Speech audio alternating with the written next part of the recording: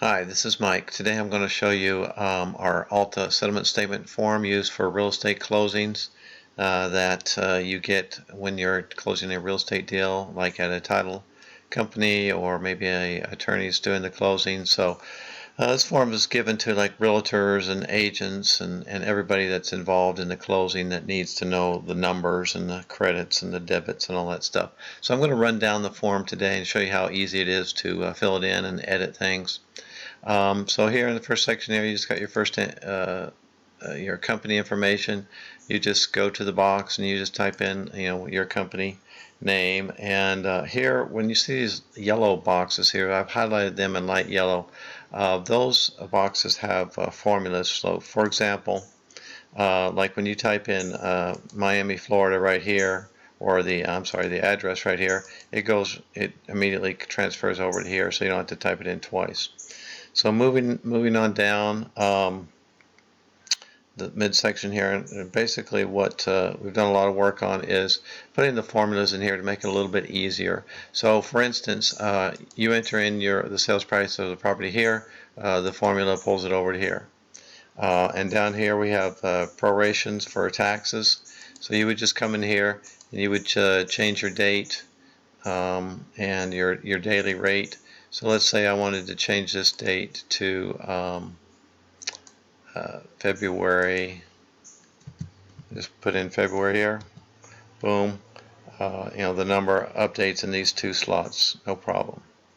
So also too, when you update in this column here, it transfers down to where these yellow boxes are. So it updates all those at the same time. Down here, I've made a separate one for the HOA dues, since sometimes those dates are different. But there again, you just put in your daily rate, and then the number is transferred out to these areas. So yeah, here you put in the number, it's automatically put over here. And prepaid interest, similar concept. You add your dates, your daily rate, puts it over there. Down here on your impounds, you just change your numbers. Like if you say this was 4 months or whatever, once you change it, it updates here. And same for the interest on the payoff of the loan. Just put in your dates, your daily rate, puts it right over here, no problem. If you got a second mortgage, same thing applies here. And then at the bottom, it does it adds all the numbers in the column and gives you totals here. So like due to seller amount right here, calculates it out. Then you got your signatures here on the last page. Now you can print unlimited copies of this, and you'll see this is a PDF. I exported this to the PDF, and this is what it looks like. The output file, and so it looks nice. It's a nice professional copy. And on these light boxes here, you can either take the color off, or if you just print it in black and white, the yellow will not show up. So either way, I just do them there so you'll know that you want to be careful if you're going to put a number in this column, that know that there's a formula there, and if you type over it, the formula will be removed. So just be careful if you want to type over that. You can.